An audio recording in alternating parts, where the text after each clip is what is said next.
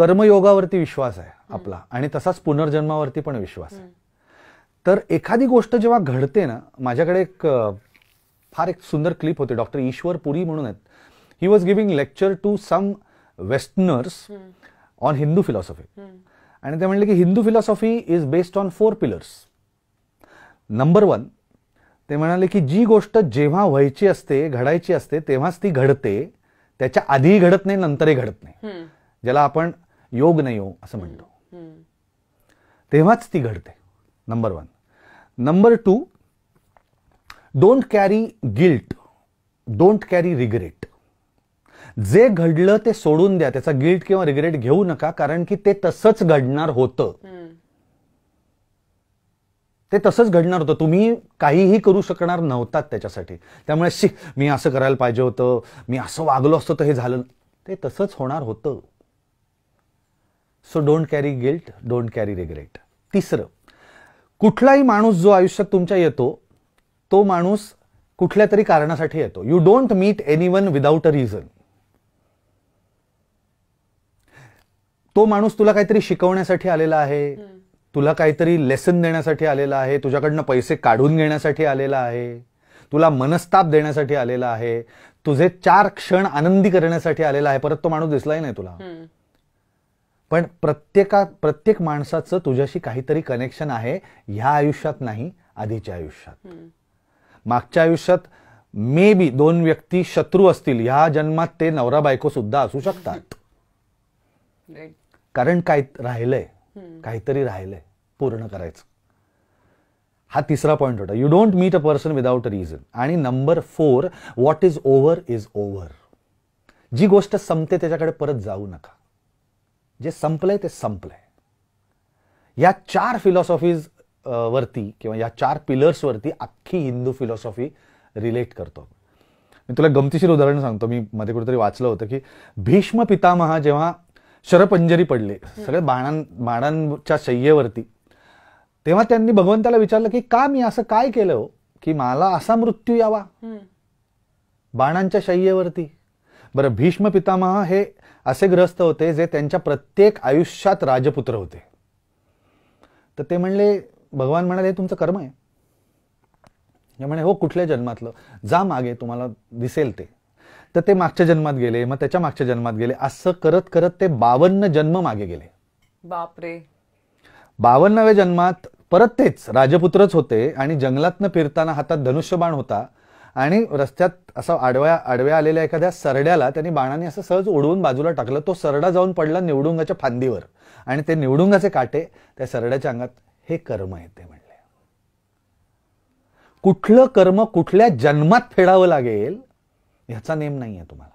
म्हणून असं होतं बघ, माझ्याही आयुष्यात अशी अनेक माणसं आहेत, काय चांगला माणूस आहे यार, त्याच्या आयुष्यात का घडावं रे असं.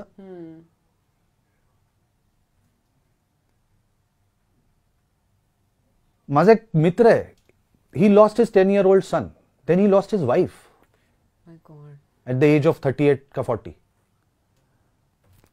का व्हावं? अत्यंत उत्तम माणूस आहे, अत्यंत मदत करणारा माणूस आहे, अत्यंत हुशार माणूस आहे.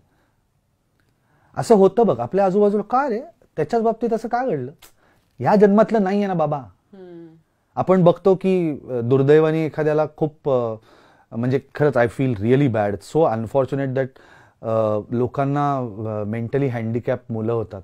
त्या आई वडिलांकडे बघितल्यावर वाटतं काय माणसं आहेत यारी, का त्यांच्या नशिबी असं आलं, का त्यांना एक छान गुणवंत मुलगा किंवा मुलगी नाही पदरात टाकली देवानी. ह्या जन्मातलं नाहीये ना ते. हा, ते ह्या जन्मात पुण्य कमवतायत जे पुढे उपयोगी येईल. पण ते आधीच आहे ते कुठेतरी कंप्लीट करायला लागतं ना सर्कल. ते कम्प्लिशन आहे.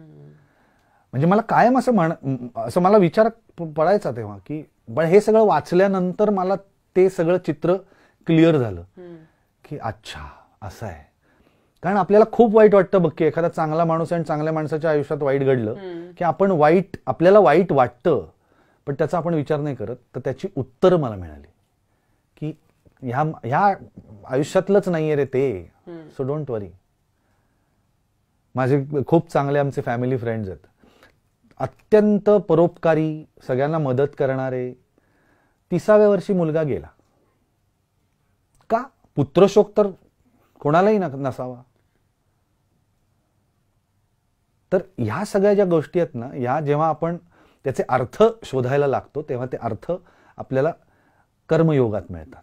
की कर्म आधीची तर पूर्ण करा. आणि म्हणून आपण जे आपले संस्कार जे आहेत ना, चांगलं वाग, कोणाला दुखू नको, कोणाशी वाईट वागू नको, कोणाला फसवू नको, ते का? It will help in the next life.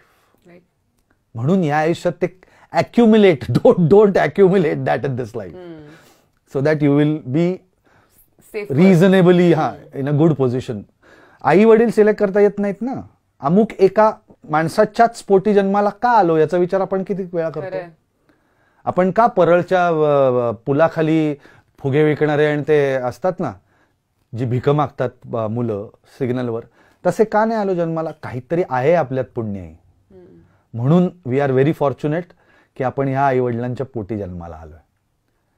तो जो ग्रॅटिट्यूड आहे ना, तो कायम राहायला पाहिजे की यार थँक्यू सो मच, आज I am in such a good position. लोक नाही आहेत. ते हा ग्रॅटिट्यूड जेव्हा नसतो ना, तेव्हा तो प्रॉब्लेम होतो. आणि मग ह्या सगळ्या गोष्टी थोड्याशा कदाचित स्पिरिच्युअल लेवलच्या वाटत असतील, पण दीज आर फॅक्ट्स आणि ह्या कन्सिडर केल्या गेल्या पाहिजेत.